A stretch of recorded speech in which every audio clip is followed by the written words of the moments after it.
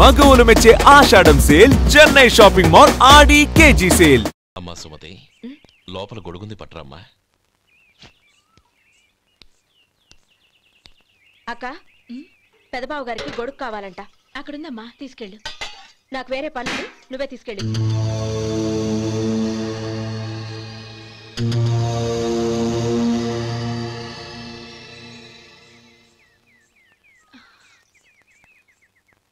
బావగారు, ఇదిగోండి గొడుగు.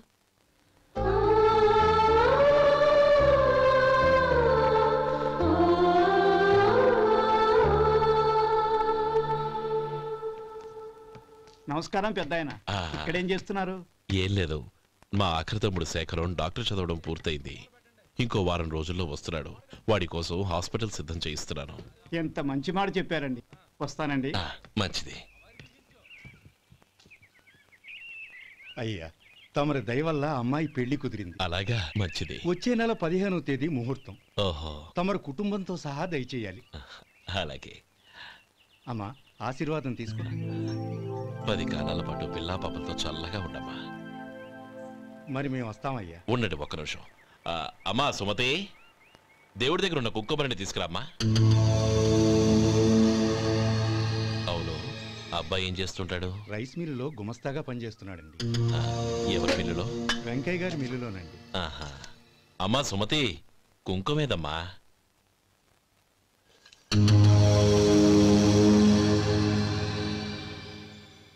అన్నయ్య,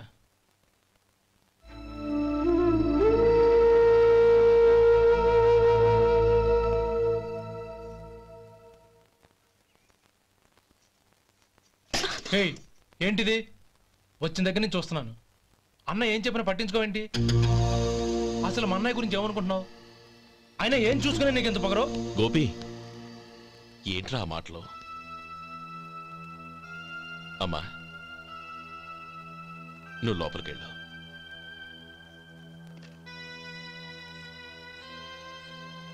రే గోపి, కొత్త కదరా, ఎందుకలా కంగారు పెడతావు?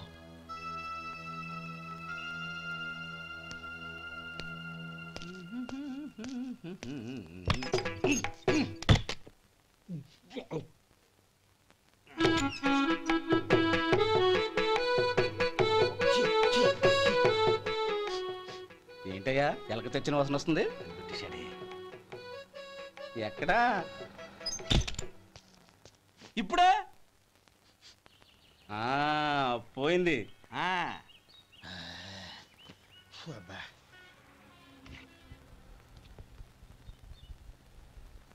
ఏమయ్యా, కాలు ఇలా ఊగుతూ ఉంటే టిఫిన్ ఎలా చేసేది? నా కాలు ఊగడానికి నువ్వు టిఫిన్ చేయడానికి ఏంటి సంబంధం?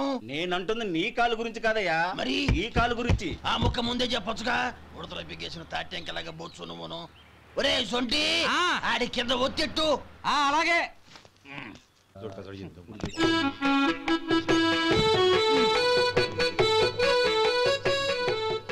ఇప్పుడు ఓకే.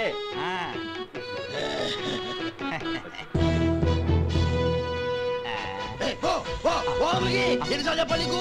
ఒకసారి బుద్ధి లేదు. కడుపు గడ తిన్నావు, గడి తిన్నావా? పోతకి పో పో పో పో పో. అబ్బా,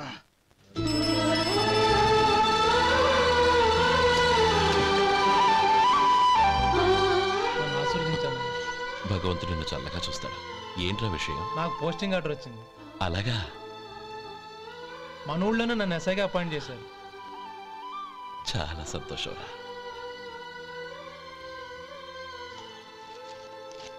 అన్నయ్య, నాకు కాదురా, ముందు మీ ఆవిడికి పెట్టు. ఇదంతా అమ్మాయి దృష్టం. నీకు ఉద్యోగం రావాలని ఎన్ని నోములు నోచిందో, ఎందరు దేవుళ్లకు మొక్కిందో. వెళ్ళి మీ ఆవిడికి పెట్టు. ఏంటమ్మా ఇది? నా మొహం చూస్తే ఎలాంటి పనైనా నాశనం అయిపోతుందని, నేను నష్ట జాతకురాలని మా నాన్న ఎప్పుడు అంటుండేవారు. అదే నా మనసులో నాటుకుపోయింది. ఆ రోజు మీరు కుంకుమ భరిని అడిగినప్పుడు శుభమా అంటూ పెళ్లి చేసుకోబోయే ఆ పిల్లకి నా చేతులతో కుంకుమ ఇచ్చానంటే ఎక్కడ శుభం జరుగుతుందోనని భయపడ్డానండి. అందుకేనండి మీరు బయటికి వెళ్తూ గొడుగు అడిగినా ఇవ్వకపోవడం, ఎవరు రాకపోవడం. అంతేగాని నా బతుకులో వెలుగు నింపిన మిమ్మల్ని అవమానించేంత దుర్మార్గురాలి కాదండి నేను. ఏంటమ్మా ఇది? చిన్నపిల్లల లేదండి, నాకు అదృష్టం ఉందని, నా పూజకు ఓ విలువ ఉందని మొట్టమొదటిసారి అందు మీరే. ఈ క్షణమే నా ప్రాణాలు పోయినా పర్వాలేదు బావగారు, ఆ ఒక్క మాట చాలు. ఊరుకో. మంచి చెట్లకు మనుషులే కారణమైతే ఇక గుళ్ళెందుకు, దేవుళ్ళెందుకు? పిల్లెదురొస్తే అశుభమని, నక్కతోక తొక్కితే శుభమని అంటారు. అలా అయితే అందరూ ఇళ్లలో నక్కల్నే పెంచుకోవచ్చుగా. అలా ఎందుకు చేయరు? మంచి చెడు అన్నది మనుషుల మనసుల్లో ఉంటుందమ్మా, ఆశీర్వదించే చేతుల్లో కాదు. ఇక మీదట నేనెప్పుడూ నీ కళ్ళలో నీళ్లు చూడకూడదు, సరేనా? రే, అమ్మాయికి తీపి తినిపించు.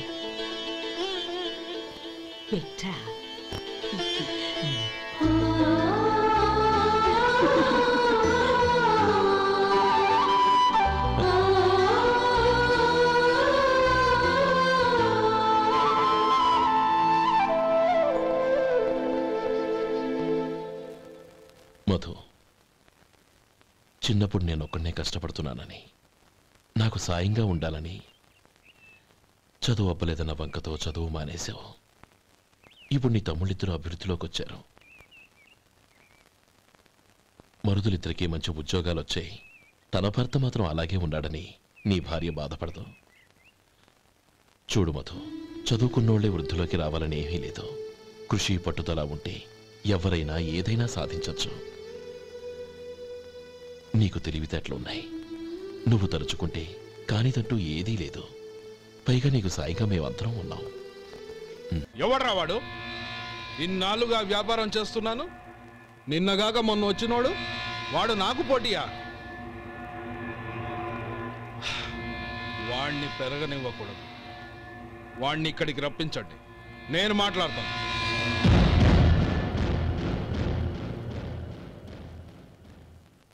నమస్కారం అండి. రమ్మన్నారంట? నీ పచ్చళ్ళ కంపెనీ మూసేయాలి. నీకెంత కావాలి?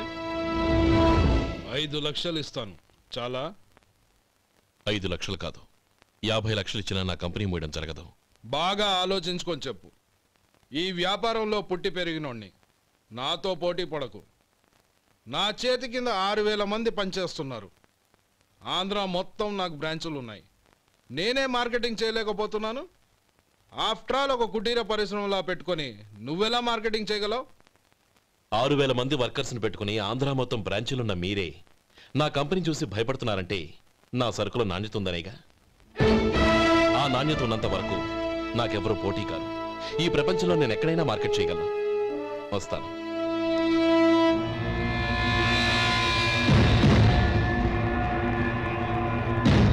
ఇక్కడ ఏం లేదండి. ఇక్కడ ఏం లేదండి. ఇప్పుడు ఊపిరి పీల్చి బిగ్బట్టు, నెమ్మదిగా వదిలి. ఓకే, లే, నెమ్మదిగా ఇలా వచ్చి కూర్చో. ఏం లేదు, మామూలు కడుపు నొప్పే. ఈ టాబ్లెట్స్ 3 రోజులు వాడు. ఎలా వాడాలో ఇందులో రాశాను. Token number 29. టౌన్ డాక్టర్ భయపెట్టేశాడు, ఆపరేషన్ అది ఇదని. కానీ ఈ డాక్టర్ బాబు ఏమీ లేదని చెప్పాడు. ఈ బాబు 10 కాలాల పాటు చల్లగా ఉండాల.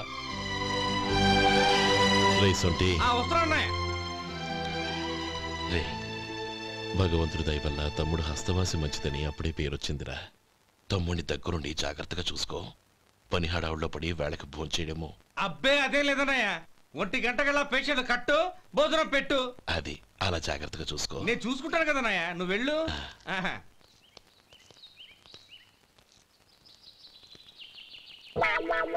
అయ్యో, ఏంటయ్యా ఉంటున్నాడా ఈ దెబ్బలు? ఏదైనా యాక్సిడెంటా? అదేం కాదండి. మరి గోరు కొరికినందుకు ఎలక్ట్రిక్ స్తంభానికి కట్టేసి ఇలా రక్తం వచ్చేలా కొట్టారండి. ఊరు కొరికినందుకు ఎలక్ట్రిక్ స్తంభానికి కట్టేసి ఇంతలా కొడతారా? వాళ్ళ అసలు మనుషులా, రాక్షసులా? చాలా థ్యాంక్స్ అండి. కనీసం మీరైనా అర్థం చేసుకున్నారు. వాళ్ళు అర్థం చేసుకోలేదండి.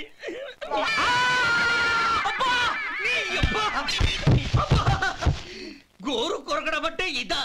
నిన్ను కొట్టడం కాదురా, నిలువురా నరికేయాలి. మన 2 ఊర్ల పొలిమేరలో ఉన్న ఈ మల్లికార్జున స్వామి వారి దేవాలయం జీర్ణదశలో ఉందన్న విషయం మీ అందరికీ తెలుసు. ఇన్నాళ్ళు మీ ఊరు వాళ్ళు పట్టించుకుంటారని మా ఊరి వాళ్ళు, మా ఊరి వాళ్ళు పట్టించుకుంటారని మీ ఊరి వాళ్ళు దీన్ని ఇలా వదిలేశారు. ఈ గుడి మీ ఊరికి ఎంత ముఖ్యమో మా ఊరికి అంతే ముఖ్యం. కాబట్టి మన ఇరు గ్రామ ప్రజలు కలిసి దాన్ని బాగు చేయించి కుంభాభిషేకం చేయించాలనే సదుద్దేశంతో ఒక కమిటీని ఏర్పాటు చేశాం. ఈ కమిటీలో 2 గ్రామాలకు సంబంధించిన ప్రముఖులు ఉన్నారు. కమిటీ ప్రెసిడెంట్గా ఎవరిని ఎన్నుకోవాలనే విషయంలో శ్రీ గోపాలరావు గారి పేరు, శ్రీ లక్ష్మీపతి గారి పేరు పరిశీలనలోకి వచ్చాయి. అందువలన మేమందరం బాగా ఆలోచించి తర్జన భర్జనలు చేసిన మీదట శ్రీ గోపాలరావు గారే అన్ని విధాలా ప్రెసిడెంట్ పదవికి అర్హులని ఈ కమిటీ నిర్ణయించడం జరిగింది.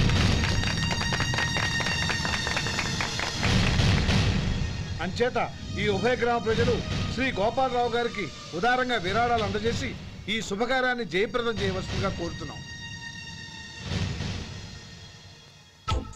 ఏంటి ఇంకా రాలేదా? ఏంటయ్యా టైం 10 అవుతోంది. బోర్డు మీద 10 గంటలను రాసింది. మీ డాక్టర్ ఇంకా రాలేదు. అసలు మీ డాక్టర్ కి టైం సెన్స్, పంక్చువాలిటీ ఏమైనా ఉన్నాయా? ఇంతకీ మీరెవరండి? నేను డాక్టర్ అమ్మని. ఓహో, మీరు డాక్టరేనా? డాక్టర్ అంటే డాక్టర్ని కాదయ్యా, డాక్టర్ని చేసుకోబోయేదానని అర్థం. ఓహో, అవును, నువ్వెవరు? నేను ఇక్కడ టోకన్ ఇస్తూ ఉంటానులేండి. తప్పుకోవయ్యా. అవును, మీ డాక్టర్ కి ఎవరో అన్నయ్య ఉన్నాడంట కదా, ఎలాంటోడు? ఎలాంటోడంటే అదేనయ్యా, చాలా కోపిస్తని విన్నాను. ఎందుకని అడుగుతున్నారు? ఎందుకంటావేంటయ్యా? ఆ అన్నయ్య మాట వినగానే మీ డాక్టర్ గడగడా ఉణిగిపోతాడు. అసలు డాక్టర్ చదివే తమ్ముణ్ణి అలా భయపెట్టచ్చా? తప్పు కదా? తప్పేనండి. కాని కాని నాకు మీ డాక్టర్కి పెళ్ళవని ఆ అన్నయ్య సంగతి అప్పుడు చెప్తాను. ఏం చేస్తారండి? ఏం చేస్తానా, సంవత్సరం తిరగకుండానే కవల పిల్లల్ని కని వాళ్ళ అన్నయ్య చేతిలో పెడతాను. వాళ్ళకి 5 సంవత్సరాలు వచ్చేసరికి ఆయన్ని బాగా మొట్టికెళ్ళేస్తారు. అలా నా కసి తీర్చుకుంటాను. ఈ డాక్టర్ ఎప్పుడు వస్తాడో ఏంటో. అది సర్లే కానీ నువ్వు పని చేయి.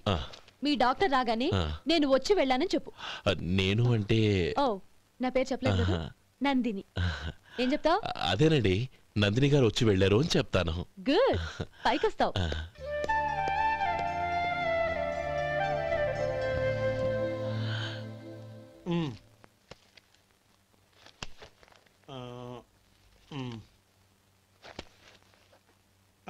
దీంతో మొత్తం 4,98,200 అయ్యాయి. పోతే నువ్వు ఇచ్చినంత ఇవ్వలేకపోయినా ఈ దైవకార్యానికి నా వంతు చందా 1800. దీంతో మొత్తం 5 లక్షలు పూర్తయ్యాయి. సరేరా, నేను ఈ డబ్బు తీసుకుని పట్నం వెళ్ళి బ్యాంక్ లో వేసి వస్తాను. అలాగే, నేను నీతో వద్దాం అనుకున్నాను రా, అనుకోకుండా సాయంత్రం ఇన్స్పెక్షన్ వచ్చింది. పర్వాలేదులే, వెళ్ళొస్తాను.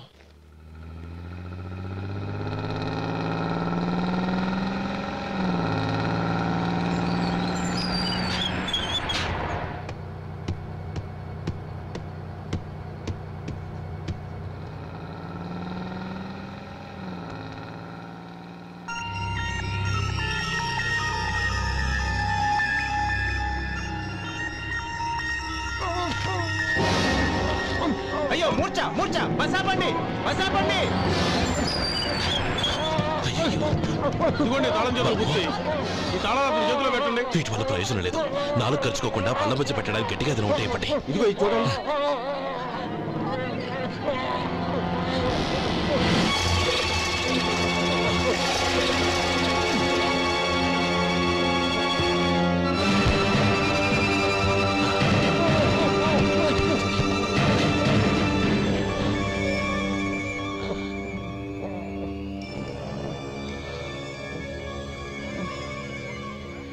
మీరు వెళ్ళి మీ సీట్లో కూర్చోండి, కొంచెం గాలాండివ్వండి. ఇప్పుడు ఎలా ఉంది బాబు?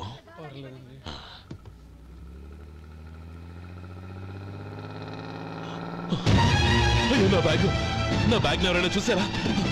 అందులో 5 లక్షలు ఉన్నాయి. నా బ్యాగ్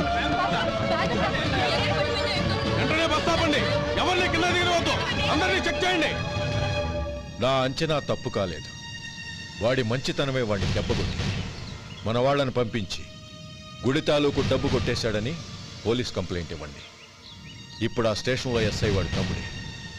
వాడే వెళ్ళి వాడి అన్నయ్యని అరెస్ట్ చేసి వీధుల్లో నడిపించుకు తీసుకురావాలి. అది నేను కళ్ళారా చూడాలి, మనసారా సంతోషించాలి. అయ్యా గోపాలం గారు మీరు దేవస్థానం సొమ్ము దొంగిలించారని ఎవరో పోలీస్ కంప్లైంట్ ఇచ్చారంట. మిమ్మల్ని అరెస్ట్ చేయడానికి మీ తమ్ముడు గారు వస్తున్నారు.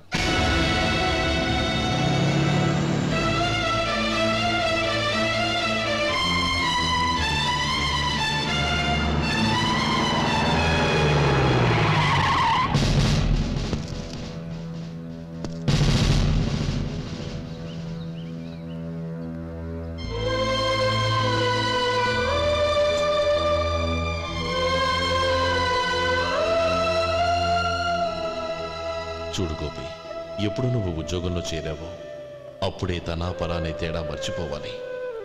నేరం చేసిన వాడు నీ తమ్ముడైనా అన్నైనా సరే శిక్షించాల్సిన బాధ్యత నీది. అదే నువ్వు నీ ఉద్యోగానికి ఇచ్చే గౌరవం.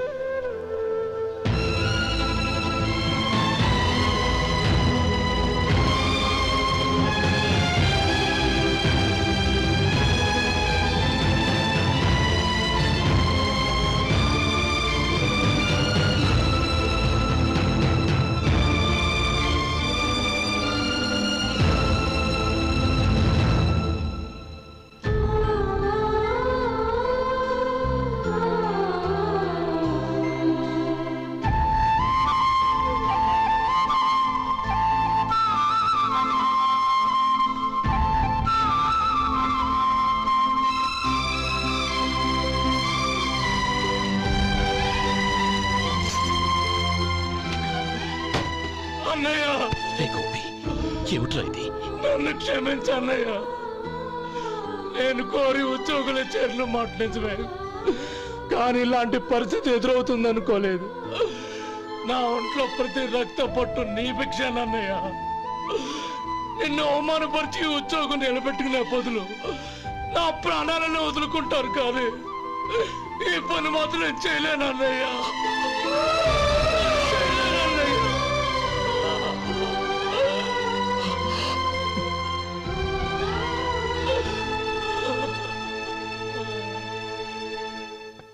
ఏరా, ఇన్నేళ్లు కష్టపడి సంపాదించిన ఉద్యోగానికి రాజీనామా చేస్తావా? కనీసం నీ పెళ్ళాం ఏమనుకుంటుందోనని ఆలోచించావా? ఇందులో అనుకోవడానికి ఏముంది మామగారు? ఎండనక వాననక కష్టపడి ఓ తండ్రి కంటే ఎక్కువగా ఈయన్ని పెంచి పెద్ద చేశారు బావగారు. అలాంటి దేవుణ్ణి అరెస్ట్ చేసే ఆ ఉద్యోగం ఈయనకు అవసరం లేదు. బాగుంది. అన్నకు తగ్గ తమ్ముడు, తమ్ముడికి తగ్గ పెళ్ళాం. సరే, మీ ఇష్టం. నానమ్మ, అన్నయ్యడి. నమస్కారం అండి. ఓ నువ్వా? రా కూర్చో. పర్వాలేదండి. ఏంటి ఇలా వచ్చావు? ఆ రోజు నా కంపెనీని మూసేయమన్నారు. ఇప్పుడు నేను మూసేయడానికి సిద్ధంగా ఉన్నాను. దానికి ప్రతిఫలంగా నాకు 5 లక్షలు కావాలి. అలాగే, నీకు కావాల్సిన 5 లక్షలు నేను ఇస్తాను. చాలా థ్యాంక్స్ అండి. కానీ మీరు మీ కంపెనీని మూసేయక్కర్లేదు. సార్? అవును మిస్టర్ మధు, మీ అన్నగారికి జరిగిన అన్యాయం గురించి తెలుసుకున్నాను. మీ కుటుంబం గురించి కూడా విన్నాను. సహజంగా అందరూ ఐకమత్యానికి ఉదాహరణ రామలక్ష్మణులు అంటారు. కానీ ఆ రామలక్ష్మణులు ఎలా ఉంటారనేది పుస్తకాల్లో చదవడం తప్ప ఎవ్వరూ చూడలేదు. మీ అన్నదమ్ములను చూస్తే ఆ రామలక్ష్మణులు ఇలాగే ఉండేవారేమో అనిపిస్తుంది. అలాంటి కుటుంబానికి ఇలాంటి ఇబ్బంది రావడం నిజంగా దురదృష్టం. రామునికి హనుమంతుల్లా కాకపోయినా ఏదో ఉడతా భక్తిగా నా వల్ల వీలైన సహాయం ఈ 5 లక్షలు తీసుకో. మీ కంపెనీ పేరు మీదే అన్ని సరుకులు తయారు చేయండి. నేను వాటిని ప్రపంచమంతా మార్కెటింగ్ చేస్తాను. సార్, మీ రుణం ఉంచుకోను, తొందరలోనే తీర్చేస్తాను. స్నేహితుల మధ్య రుణాలేంటి మధు? We are friends.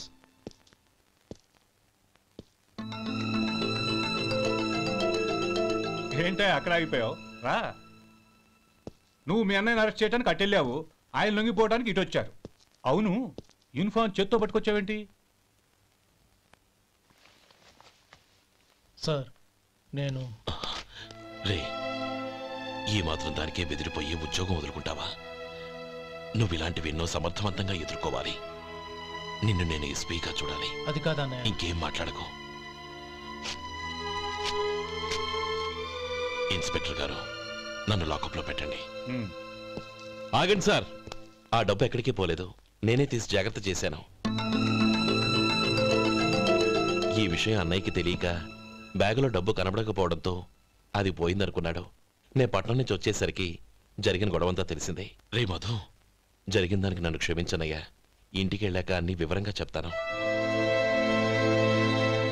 సార్, ఇదిగోండి 5 లక్షలు. ఇది కమిటీ వాళ్ళకి అప్పగించి ఈ కేసు కొట్టేయండి సార్. భలే వాడివయ్యా, తీసినప్పుడు ఒక మాట ఆయనతో చెప్పుండొచ్చుగా. అనవసరంగా పెద్ద ఆయన స్టేషన్ వరకు రప్పించావు. Sorry sir. అన్నయ్య, మీరు ఇంటికి వెళ్ళండి, నేను లెక్క అప్ప చెప్పేసి వస్తానండి. అలాగే. ఎలా దెబ్బ కొట్టాలన్నా కుదరటం లేదు. అయినా వీళ్ళకు ఉన్న పళ్ళంగా 5 లక్షలు ఎలా వచ్చాయి? అదే బావా, నాకు అర్థం కావటం లేదు. నీకు అర్థమైతే ఆశ్చర్యపడాలి కానీ అర్థం కాకపోతే ఆశ్చర్యమేముంది? Useless fellow.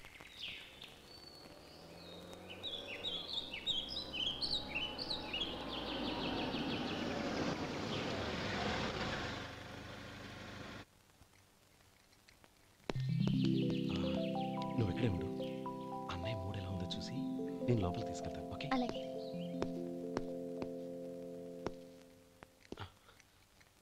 అన్నయ్య, ఏంట్రా? నేను చాలా రోజుల నుంచి నీకు విషయం చెప్తున్నాను, గుర్తుందా? ఏ విషయం? అదే అన్నయ్య, నేను ఓ అమ్మాయిని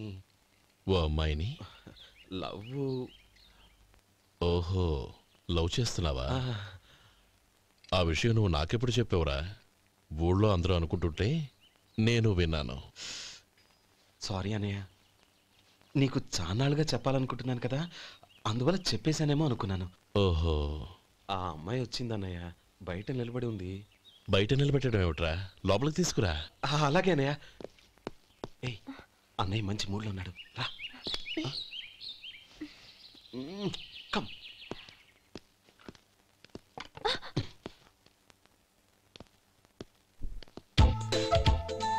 ఎందుకంటావేంటయ్యా?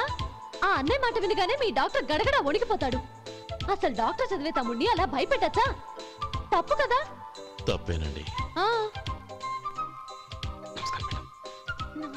అదేంట్రా, మనిషో పక్కనుంటే నమస్కారం ఇంకో పక్కన ఉంది? అది మర్యాద అన్నయ్య, మర్యాద. ఆహా, అవును, నీ పేరేంటమ్మా? నందిని. నందిని అన్నయ్య. ఏ, ఆ ముక్క తను చెప్పలేదా? పెద్దలంటే మహాగౌరవం అన్నయ్య. మేమిద్దరం ఇంత క్లోజ్ ఫ్రెండ్స్ కదా, ఆయన నాతో కూడా ఎక్కువ మాట్లాడదు. ఓహో కదా. నాకు మీ డాక్టర్కి పెళ్ళవని అప్పుడు అన్నయ్య సంగతి చెప్తాను. ఏం చేస్తారండి? ఏం చేస్తానా? సంవత్సరం తిరగకుండానే కవల పిల్లల్ని కని వాళ్ళ అన్నయ్య చేతిలో పెడతాను. వాళ్ళకి 5 సంవత్సరాలు వచ్చేసరికి ఆయన్ని బాగా ముట్టిగలేస్తారు. అవును, అమ్మాయి మోహం చూడకుండా నిర్ణయం ఎలా తీసుకోనరా? తలెత్తు.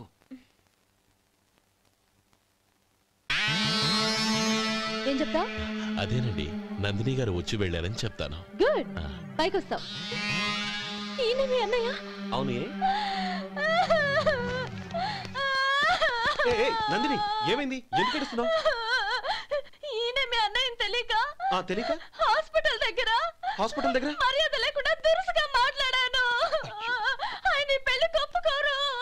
ఊరుకో, అలాంటి చిన్న చిన్న విషయాల్ని మా అన్నయ్య పట్టించుకోడు. అయినా నేను కన్విన్స్ చేస్తాను కదా. ఆయనకంత అవమానం జరిగాక ఎందుకు కన్విన్స్ అవుతారు?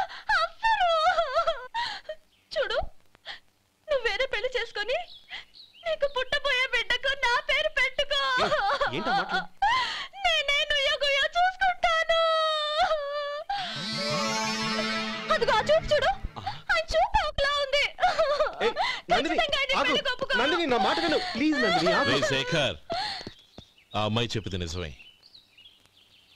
తనని ఎప్పుడైతే హాస్పిటల్ దగ్గర చూశానో అప్పుడే నేను నిర్ణయానికి వచ్చేసాను. విన్నావా? నేను చెప్పానుగా, ఆయన ఆల్రెడీ ఓ నిర్ణయానికి వచ్చేసారట. ఇక నేను వెళ్తాను. అలాగే వెళ్ళు. వెళ్ళి ఈసారి వచ్చేటప్పుడు మీ అమ్మా నాన్నల్ని తీసుకురా. ముహూర్తాలు ఎప్పుడు పెట్టుకోవాలో నిర్ణయించుకుంటాం. అర్థం కాలేదా? నువ్వే మా వాడికి సరైన జోడి. అదే నేను తీసుకున్న నిర్ణయం. థ్యాంక్ యూ బావగారు, నన్ను ఆశీర్వదించండి. లేమ్మా, శీఘ్రమేవ కళ్యాణ ప్రాప్తిరస్తు.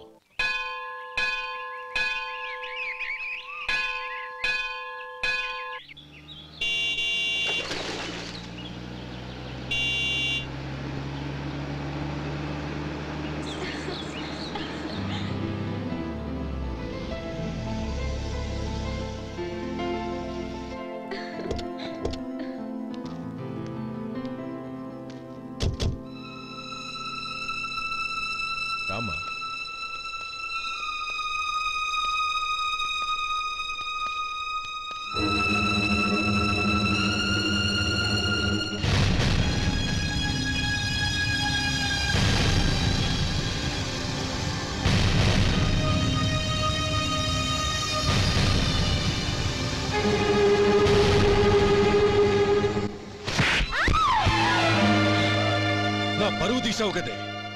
ఒక బెచ్చగాడిని నువ్వు కోరుకున్న వాడికి ఇచ్చి చేసేవాడిని. కానీ నువ్వు ఎవరిని ప్రేమించావో తెలుసా? ఎవడి నీడ సోకితే పంచమహాపాతకాలు అంటుకుంటాయనుకుంటున్నానో వాడి తమ్ముణ్ణి. ఆ రోజు ఆ గోపాలం గాడు నిశ్చితార్థం వరకు వచ్చి నా చెల్లెల్ని చేసుకొని వెళ్ళిపోయాడు. ఆ ఆవేశంలో తొందరపడి ఓ పొరుగురు వాడికి నా చెల్లెల్నిచ్చి పెళ్లి చేశాను. ఆ తర్వాత తెలిసింది వాడికి అంతకుముందే పెళ్లి అయిపోయిందని. వాడు పెళ్ళైన వాడైనా పర్వాలేదు, పరమ దుర్మార్గుడు. ఇంకొకరిని ప్రేమించిన దానివేగా అని దెప్పి పొడుస్తూ నా చెల్లెలికి మాటలతోనే నరకం చూపించాడు. అటు ప్రేమించిన వాడు దగా చేశాడు, ఇటు చేసుకున్నవాడు కిరాతకుడు. ఇలా చిత్రవధ అనుభవించి నా చెల్లెలు ఒకరోజు స్టవ్ పేలిపోయి చనిపోయింది. దీనికంతటికి కారణం ఎవరు? వాడు అన్న. అటువంటి వాడింటికి కోడలుగా వెళ్తావా? ఒక్క మాట చెప్తున్నాను విను. నువ్వు జీవితాంతం పెళ్లి చేసుకోకుండా ఇంట్లో పడినా పర్వాలేదు, కానీ వాడి తమ్ముడితో మాత్రం నీ పెళ్లి జరగదు. రేయ్, పురోహితుని రమ్మని చెప్పు. వచ్చే ముహూర్తంలోనే నీకు నందినికి పెళ్లి.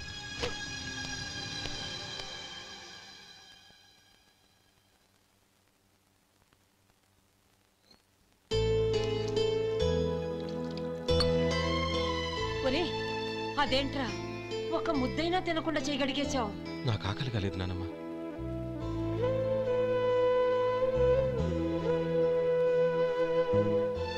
ఆ అమ్మాయి చాలా మంచిది, చదువుకున్న పిల్ల, మనందరికీ బాగా నచ్చింది. కానీ ఆ లక్ష్మీపతి గారి గురించి ఆలోచిస్తేనే నాకు భయం వేస్తోంది. వాడు మన కుటుంబం ఎప్పుడెప్పుడు విడిపోతుందా అని ఎదురు చూస్తున్నాడు. అన్నయ్య, ఆ అమ్మాయే కాదు, ఈ ప్రపంచంలో మన కుటుంబం కంటే నాకేది ఎక్కువ కాదు. ఆ పెళ్లి గురించి నేను మర్చిపోయాను, మీరు మర్చిపోండి.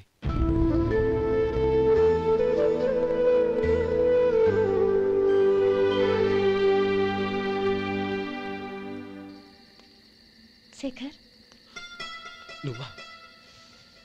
ఏంటి ఈ టైంలో వచ్చావు? నీతో ఓ విషయం మాట్లాడాలి. ఒకసారి బయటకు వస్తావా?